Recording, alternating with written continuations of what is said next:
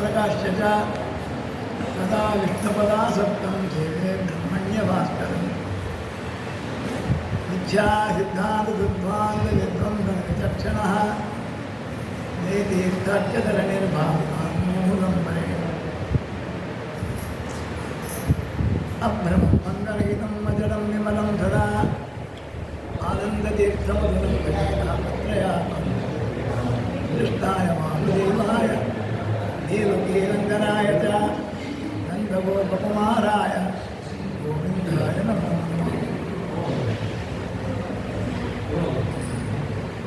ಅನಂತಾನಂದ ಜೀವರಾಶಿಗಳು ಅನಾದಿ ಕಾಲದಿಂದ ಲಿಂಗದೇಹದಿಂದ ಬದ್ಧರಾಗಿ ಅತ್ಯಂತ ದುಃಖಪಟ್ಟಿದ್ದ ಸಂದರ್ಭದಲ್ಲಿ ನಮ್ಮ ಸ್ವಾಮಿ ಈ ಜೀವರನ್ನೆಲ್ಲ ಸೃಷ್ಟಿಗೆ ತಂದು ಅವರವರ ಸ್ವರೂಪಯೋಗ್ಯವಾಗಿದ್ದ ಸಾಧನೆಯನ್ನು ಮಾಡಿಕೊಂಡು ಅವರವರ ಸ್ವರೂಪ ಅಭಿವ್ಯಕ್ತಿ ಆಗುವಂತೆ ಮಾಡೋಕ್ಕೋಸ್ಕರವಾಗಿ ಅವರಿಗೆ ಬೇಕಾಗಿರತಕ್ಕ ಎಲ್ಲ ಜೀವರಿಗೂ ಅವರವರ ಸಾಧನೆಗೆ ಬೇಕಾಗಿರ್ತಕ್ಕಂಥ ಪದಾರ್ಥಗಳನ್ನು ಸೃಷ್ಟಿ ಮಾಡಿ ಅದರೊಳಗೂ ತಾನೇ ಇದ್ದುಕೊಂಡು ಅವರಲ್ಲೂ ತಾನೇ ಇದ್ದುಕೊಂಡು ಬಾಧ್ಯ ಬಾಧಕ ಅಂತ ಕರೆದುಕೊಂಡು ನಮ್ಮ ಸ್ವಾಮಿ ವಿಚಿತ್ರವಾದ ವ್ಯಾಪಾರ ಮಾಡಿಸ್ತಾರೆ. ಆಪ್ತಕಾಮನಾಗಿರ್ತಕ್ಕವನು ಯಾವತ್ತೂ ಯಾರಿಂದಲೂ ಏನೂ ಆಗಬೇಕಾದ್ದಿಲ್ಲ, ಶ್ರೀದೇವಿಯಿಂದ ಏನೂ ಆಗಬೇಕಾದ್ದಿಲ್ಲ, ಸ್ವರಮಣ ಅಂತಹ ನಾವೇನಾದರೂ ಕೊಟ್ಟ ತುಂಬಿದರೆ ಯಾರನ್ನು ಮಾತಾಡಿಸ್ತಾರೆ. ಹಾಗೆಲ್ಲ ನಮ್ಮ ಸ್ವಾಮಿ ಎಲ್ಲ ಜೀವನೂ ಉದ್ಧಾರ ಆಗಬೇಕು, ಉದ್ಧಾರ ಎಲ್ಲರಿಗೂ ಉದ್ಧಾರ ಆಗೋದು, ಎಲ್ಲರಿಗೂ ಮೋಕ್ಷ ಕೊಡೋದು ನಾವು ಸಾತ್ವಿಕರಿಗೆ ಮಾತ್ರ ಮೋಕ್ಷ, ತಮೋಯೋಗಕ್ಕೆ ನಮಸ್ಸು, ನಿತ್ಯ ಸಂಸಾರಿಗಳಿಗೆ ಸರಿ ನಿತ್ಯ ಸಂಸಾರ ಹುಟ್ಟೋರು ಸಾಯಿ ಸಾಯ ತ್ರಿದೇವ ನಿಲಯ ಭೂಗೋದರ ನಿತ್ಯಬದ್ಧ ಬದ್ಧರಾಗಿರಬೇಕು. ಹೀಗೆ ಆಯಾ ದೇವರಿಗೆ ಸಾಧನೆಯನ್ನು ಮಾಡಿಸ್ತಾರೆ ನಮ್ಮ ಸ್ವಾಮಿ. ಅಂತಹ ಸ್ವಾಮಿ ಬೇಕಾದಂಗೆ ವೇದಶಾಸ್ತ್ರಗಳನ್ನು ತಾನೇ ಬಂದು ರಚನೆಯನ್ನು ಮಾಡಿಕೊಟ್ಟು ವೇದವನ್ನು ಉದ್ಧಾರವನ್ನು ಮಾಡಿ ಶಾಸ್ತ್ರಗಳನ್ನು ರಚನೆಯನ್ನು ಮಾಡಿ ಎಲ್ಲ ಕಾರ್ಯವನ್ನು ಮಾಡಿದ. ಅದನ್ನು ಮುಂದುವರಿಸೋರು ಬೇಕಲ್ಲ, ಯಾವುದೇ ಒಂದು ಕೆಲಸ ಒಂದ್ಸಲಿ ಆಯಿತು ಅಂದರೆ ಅಲ್ಲಿಗೆ ನಿಂತು ಬಿಡಬಾರ್ದು, ಅದು ಮುಂದುವರಿಬೇಕು. ಅದಕ್ಕೆ ವಾಯುದೇವರಿಗೆ ಆಜ್ಞೆ ಮಾಡಿ, ವಾಯುದೇವರ ಅಂತಂದರೆ ಬೇಕಾದಷ್ಟು ಜನ ಜ್ಞಾನಿಗಳು ಆರಿಬಹುದು. ಅಂತಹ ಜ್ಞಾನಿಗಳಲ್ಲಿ ಒಳ್ಳೆಯ ಜಗತ್ಪ್ರಸಿದ್ಧರಾಗಿರ್ತಕ್ಕವರು ಶ್ರೀಪಾದರಾದರು.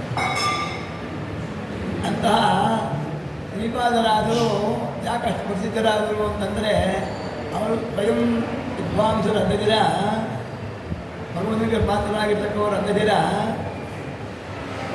ಈ ವ್ಯಾಸರಾಜರನ್ನ ಒಳ್ಳೆಯ ವಿದ್ಯಾ ಕೊಟ್ಟು ಜಗತ್ತಿನಲ್ಲಿ ಮೂರು ಕಣ್ಣುಗಳಂತೆ, ನರಸಿಂಹದೇವರ ಮೂರು ಕಣ್ಣುಗಳಂತೆ ಇರತಕ್ಕಂಥ ವ್ಯಾಸತ್ರಯಗಳನ್ನು ರಚನೆ ಮಾಡುವ ಯೋಗ್ಯತೆಯನ್ನು ಅವರಿಗೆ ತಂದುಕೊಟ್ಟು ಅವರಿಂದ ಏನು ಕೆಲಸ ಮಾಡಿಸಿದರು. ಅದರಿಂದಾಗಿ ವಿಶೇಷವಾಗಿ ಗುರುಗಳಿಗೆ ಮಹಿಮೆ, ಶಿಷ್ಯರ ಪ್ರತಿಭೆಯನ್ನು ನೋಡಿ ಗುರುಗಳಿಗೆ ಕಿಮ್ಮತ್ ಬರುತ್ತೆ ಯಾವಾಗ. ಹಾಗಾಗಿ ಸಾಸಿರೆ ಜಿಸ್ಪಗಳುಳ್ಳ ವಿಶೇಷನೇ ಕೊಂಡಾಡಬೇಕು. ಯಾರು ಗುರುಗಳು ಶಿಷ್ಯನ ಹೊಗಳೋದೆಲ್ಲೂ ಕಂಡೇ ಇಲ್ಲ. ಶಿಷ್ಯರುಗಳಿಗೆ ಏನಾದ್ರು ಪಾಯಿಂಟ್ ಇದ್ದರೆ ಏನಾರೊಂದು ಗುಪ್ತವಾಗಿ ಇಟ್ಕೊಂಡಿರ್ತಾರೆ ಗುರುಗಳು, ಎಲ್ಲ ಬಿಟ್ಕೊಡೋದಿಲ್ಲ ಶಿಷ್ಯರಿಗೆ ಸಾಧಾರಣ ಜಗತ್ತಿನಲ್ಲಿ. ಬಾಕಿ ಗುರುಗಳು ಮಾಡೋದು ಯಾಕೆಂದರೆ ಅವನೇನೋ ನನಗೆ ತಿರುಗಿ ಬಿದ್ದುಬಿಟ್ರೆ ಅವನ ಬಾಯಿ ಮುಚ್ಚಕ್ಕೆ ಏನಾಗಿ ಇರಬೇಕು ನನ್ನ ಹತ್ರ ಎಲ್ಲ ರ್ಯಾಂಕ್ ತೊಗೊಂಡಿದ್ದೀನಿ ಮತ್ತು ಎಲ್ಲ ಹೇಳ್ಕೊಟ್ಬಿಟ್ರೆ ಅವ್ರಿಗೆ ಅವ್ನು ನಮಗೆ ತಿರುಗಿ ಬಿಟ್ಬಿಟ್ರೆ ನಾನು ನಿಮಗೆ ಏನು ಬರೋಣ ಅನ್ಸುತ್ತಂತೇಳಿ ಅಂಥವೆಲ್ಲ ಮಾಡೋ ಶಿಷ್ಯರಿಗೆ ಇರ್ತಾರೆ. ಅದಕ್ಕೋಸ್ಕರ ಗುರುಗಳು ಏನು ಮಾಡ್ತಾರೆ ಅಂದರೆ ಎಲ್ಲ ಹೇಳ್ಕೊಟ್ಬಿಡೋದಿಲ್ಲ, ಎಷ್ಟೋ ಕೀ ಪಾಯಿಂಟ್ಸ್ ಹತ್ರ ಇಟ್ಕೊಂಡ್ಬಿಟ್ಟಿರ್ತಾರೆ. ಬಾಕಿದೆಲ್ಲ ಹೇಳ್ಕೊಟ್ಟು ಹೋಗಪ್ಪ ನಿಮ್ಗೆ ವಿದ್ಯಾವಂತನಾಗಿದ್ದು ಹೋಗು, ಅಧ್ಯಯನ ಮಾಡುವ, ಆ ಒಂದೊಂದು ಪಾದನ ಒಂದೊಂದು ಕರ್ಮದಲ್ಲಿ ಪಾದಕ್ರಮೇಣ ಬರುತ್ತೆ, ಕಾಲಕ್ರಮೇಣ ಬರ್ತದೆ, ನಿನಗೆ ವ್ಯಾಖ್ಯಾನ ಕೋಶದಿಂದ ಒಂದು ಪಾದ ಬರುತ್ತೆ, ಹೀಗೆ ಮಾಡ್ಕೊಂಡು ಹೋಗು ಅಂತ ಹೇಳಿ ಕಳಿಸ್ಬಿಡ್ತಾರೆ.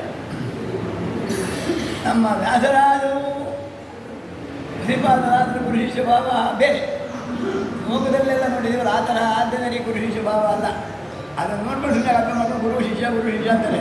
ಗುರುಗಳನ್ನು ಶಿಷ್ಯ ಬೈದಿರ್ತಾನೆ, ಶಿಷ್ಯನ ಗುರುಗಳು ಬೈದಿರ್ತಾರೆ. ಹೀಗೆಲ್ಲ ನಡೀತಿರುತ್ತೆ ಮರಮನೆಯಲ್ಲಿ. ಆ ಥರ ಗುರು ಶಿಷ್ಯರೆಲ್ಲ ಅವರು ಭಗವಂತನಿಗೆ ಸಂಪೂರ್ಣ ಪಾತ್ರರಾಗಿರ್ತಕ್ಕಂಥ ಗುರು ಶಿಷ್ಯರುಗಳು. ಶಿಷ್ಯ ಆಗಬೇಕು ವ್ಯಾಸರಾಜರನ್ನ, ಗುರುಗಳು ಅನ್ನಬೇಕು ಶ್ರೀಪಾದರಾಜರ. ಶ್ರೀನಿವಾಸ ಪಿಲಾಂಗ ನೋಡಿ, ಮಗ ಅನ್ನಬೇಕು ಬ್ರಹ್ಮದೇವರನ್ನು, ತಂದೆ ಅನ್ನಬೇಕು ಶ್ರೀನಿವಾಸ. ಆ ತಂದೆಗೆ ಗೌರವ ಕೊಡುವ ಕ್ರಮ ಬ್ರಹ್ಮದೇವರಿಗೆ ಗೊತ್ತು, ಬ್ರಹ್ಮದೇವರನ್ನು ಹೆಂಗೆ ಗೌರವಿಸಬೇಕು ಅನ್ನೋದು ಶ್ರೀನಿವಾಸನಿಗೆ ಗೊತ್ತು. ಹಾಗೆ ಅವರಿಬ್ಬರು ಪರಸ್ಪರ ಭೇಟಿಗೆ ಬರುವಾಗ ಮಾಡುವಾಗ ಎಷ್ಟು ದೂರ ನಡ್ಕೊಂಡು ಬರೋದು, ಮಾಡೋದು, ನಮಸ್ಕಾರ ಮಾಡೋದು, ಎಷ್ಟು ಚಮತ್ಕಾರ ತೋರಿಸ್ತಾರೆ ಶ್ರೀನಿವಾಸ ಕಲ್ಯಾಣದಲ್ಲಿ. ಹಾಗೆ ಇಲ್ಲಿ ಕಲಿಗಾಲದಲ್ಲಿ ನಮ್ಮ ಶ್ರೀಪಾದರಾಜರು ಮತ್ತು ವ್ಯಾಸರಾಜರ ಗುರು ಶಿಷ್ಯ ಭಾವ ಇಡೀ ಜಗತ್ತೆಲ್ಲ ದೇವತೆಗಳು ಕೊಂಡಾಡುವಂಥ ಅಂತಹ ಒಂದು ಸಂಬಂಧ ಅವರಿಗೆ ಬೆಳೆದು ಅಂತಹ ಅದ್ಭುತವಾದಂತಹ ಗ್ರಂಥಗಳನ್ನು ಅಧ್ಯಯನ ಮಾಡುವುದಲ್ಲದಿರ, ಗ್ರಂಥಗಳನ್ನು ಅಧ್ಯಯನ ಮಾಡೋದಕ್ಕೆ ಶಿಷ್ಯರನ್ನು ಸಂಪಾದನೆ ಮಾಡಿಕೊಳ್ಳುವುದಲ್ಲದಿರ, ವಿಶೇಷವಾಗಿ ಇವತ್ತಿಗೂ ವೃಂದಾವನ ಸನ್ನಿಧಿರಾಗಿದ್ದುಕೊಂಡು ಭಕ್ತರಾಗಿ ಯಾರು ಬರ್ತಾರೆ, ಭಕ್ತಿ ತೋರಿಸ್ತಾರೆ ಅಂಥವರಿಗೆಲ್ಲ ವಿಶೇಷ ಅವರವರ ಯೋಗ್ಯತಾನುಸಾರವಾಗಿ ಅವರವರ ಅನಿಷ್ಟಗಳನ್ನು ನಿವಾರಣೆಯನ್ನು ಮಾಡ್ತಾ ಉತ್ತಮವಾಗಿರ್ತಕ್ಕಂಥ ತತ್ವಜ್ಞಾನವನ್ನು ಅವರಿಗೆ ಹೊಂದುವಂತೆ ಆಶೀರ್ವಾದವನ್ನು ಮಾಡ್ತಾ ಇವತ್ತಿಗೂ ವಿರಾಜಮಾನರಾಗಿ ಮುಳುಬಾವರ ಕ್ಷೇತ್ರದಲ್ಲಿ ವಾಸ ಮಾಡಿಕೊಂಡಿದ್ದಾರೆ. ಬ್ರಹ್ಮಣ ತೀರ್ಥರು ಶ್ರೀಪಾದರಾದರು ಸ್ವಂತ ಅಕ್ಕ ತಂಗಿಯರ ಮಕ್ಕಳು, ಅಣ್ಣ ತಮ್ಮಂದರು ಇಬ್ಬರು ಕೊಡುವಾಗಿ. ಬ್ರಹ್ಮಣ ತೀರ್ಥರು ಹಿರಿಯರು, ಶ್ರೀಪಾದರಾದರು ಚಿಕ್ಕವರು, ತಮ್ಮ ಅಣ್ಣ ತಮ್ಮಂದರು ಇವರಿಬ್ಬರಿಗೂ ಮಧ್ಯದಲ್ಲಿ ವ್ಯಾಸರಾಜರು. ನೋಡೋಕ್ಕೆ ಕೇಳೋಕ್ಕೆ ಒಂದು ಚೆಂದ ಅಲ್ಲ, ಅಷ್ಟು ಅದ್ಭುತವಾದಂಥ ಚರಿತ್ರೆಗಳು. ಇದೆಲ್ಲ ನಮ್ಮ ಸ್ವಾಮಿ ಈ ಭಕ್ತರಿಂದ ನಡೆಸ್ತಾ ಇರೋದ್ರಿಂದಲೇ ಕಲಿಗಾಲದಲ್ಲಿ ಅವನ ಅವತಾರ ಮಾಡೋದಿಲ್ಲ. ಯಾಕೂ ನನ್ನ ಭಕ್ತರೇ ಕೆಲಸ ಮಾಡಿಬಿಡ್ತಾರೆ ಅಂತೇಳಿ ಫಸ್ಟ್ ಶ್ರೀಮದ್ ಆಚಾರ್ಯರನ್ನು ಕಳಿಸ್ಬಿಟ್ಟ. ಅನಂತರ ಎರಡು ಬೇಕಾದ ಕೆತ್ತಿಲ್ಲ ರಾಜೇಂದ್ರ ಹೀಗೆ ರಾಘವೇಂದ್ರ ಸ್ವಾಮಿಗಳವರು, ಒಬ್ಬರೇ ವಿಜಯೇಂದ್ರ ಸ್ವಾಮಿಗಳು, ರಾಜೇಂದ್ರ ಬೇಕಾದಷ್ಟು ಜನ ಜ್ಞಾನಿಗಳಾಗಿ ಹೋಗಿ ಬೇಕಾದಷ್ಟು ಜನ ಗ್ರಂಥ ಬರೆದಿದ್ದಾರೆ. ಆ ಗ್ರಂಥಗಳ ಹೆಸರು ಹೇಳೋದು ಸಾಕಾಗಿದೆ. ನಾವು ಗ್ರಂಥ ಓದೋದಿಲ್ಲ, ಗ್ರಂಥಗಳ ಹೆಸರು 104 ಗ್ರಂಥ ಬರೆದ ವಿಜಯೇಂದ್ರ ಸ್ವಾಮಿಗಳು ವ್ಯಾಸರಾಜರ ಶಿಷ್ಯರು.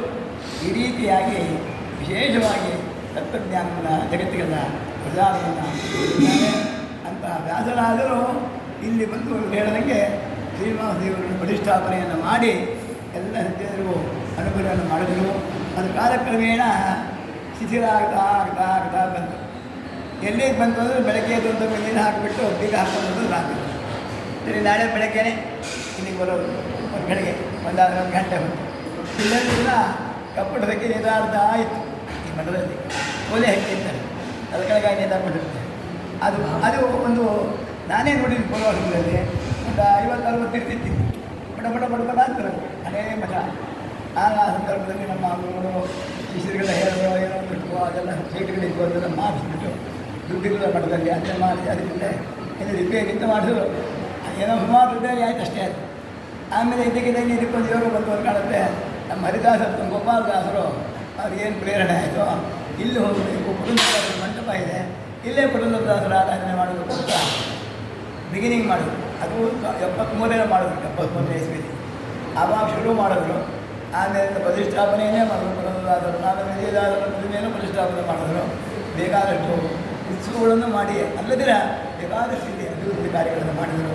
ಅದನ್ನು ಹಾಗೆ ಮುಂದುವರಿಸಿಕೊಂಡು ನಮ್ಮ ವಿಕ್ರಮದಾಸರು ಅವರಪ್ಪ ಏನು ಹಾಕ್ಕೊಟ್ರು ಮಾರ್ಗ, ಅದೇ ಮಾರ್ಗದಲ್ಲಿ ಅಷ್ಟೇ ಶ್ರದ್ಧಾಭಕ್ತಿಯಿಂದ ಇಲ್ಲೆಲ್ಲ ಕೆಲಸಗಳನ್ನು ಮಾಡಿಕೊಂಡು ಈ ನೂತನವಾಗಿ ನಾನು ಹೇಳಿದೆ ಇಲ್ಲೇ ಪೂಜೆ, ಇಲ್ಲೇ ಉಪನ್ಯಾಸ, ಇಲ್ಲೇ ಗಂಡು ಹೆಣ್ಣು ಎಲ್ಲ ಬರ್ತದೆ. ಈಗ ಕಾಲ ಲೇಟೆಸ್ಟ್ ಆಗೋಗಿದೆ.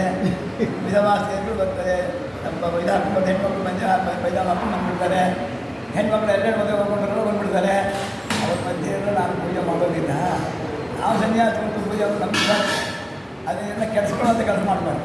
ಅದಕ್ಕೋಸ್ಕರ ನಾನು ಮಾಡಲ್ಲ ಅಂತ ಹೇಳ್ತಿದ್ದು. ಪಾಪ ತಕ್ಷಣಕ್ಕೆ ಅದೊಂದು ಸ್ವಭಾವವನ್ನು ನಿರ್ಮಾಣ ಮಾಡಿ ಪೂಜಾಕ್ಕೆ ಟೈಮ್ ಇರೋದಿಲ್ಲ. ಪೂಜಾ ಅಂತಂದರೆ ಅದು ಆಗಬೇಕು. ಅದಕ್ಕೋಸ್ಕರ ನೀವು ಇಷ್ಟಿಂದ ಪೂಜೆ ಮಾಡಿ ನಾವು ಇಷ್ಟಿಂದ ಬರುವ ಚೆನ್ನಾಗಿದೆ ಎಲ್ಲ.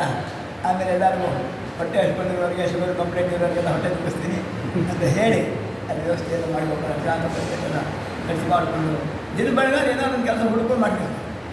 ನಿಂತೋಗಿದೆ ನಿಲ್ಲೇ ಇಲ್ಲ, ಏನಾದರೂ ಮಾಡ್ತಾನೆ. ಈ ರೀತಿಯಾಗಿ ಶ್ರದ್ಧೆಯಿಂದ ಮಾಡ್ತಾ ಬೆಳೆಸ್ಕೊಳ್ತಾ ನಮ್ಗೆ ಯಾವ ಭಾರವನ್ನು ಬಿಡದಿರ ಎಲ್ಲ ಇಲ್ಲಿ ವ್ಯವಸ್ಥೆಯನ್ನು ನೋಡ್ಕೊಳ್ತಾ ಎಷ್ಟು ಕೆಲಸ ಮಾಡ್ತಾರೆ ಅಂದರೆ ಅದು ಅವರನ್ನು ಯಾರು ಬಂದು ಮಾಡೋದು. ಮತ್ತೆ ಎಲ್ಲ ಬೆಂಗಳೂರಲ್ಲಿ ಸುಖವಾಗಿರ್ಬೋದು, ಅಲ್ಲೂ ಒಂದು ವಿಜಯ ಮಂದಿರ ಮಾಡ್ಕೊಂಡಿದ್ದಾರೆ, ಅದರೊಳಗೆ ಏನೋ ಒಂದು ಮಾಡ್ಕೊಂಡು ಇಟ್ಬಿಡ್ಬೋದು ಅವರು, ಸಾಕು ನಮ್ಮ ಪೂರ್ತಿ ಅಂತ ಹಂಗಿಲ್ಲ.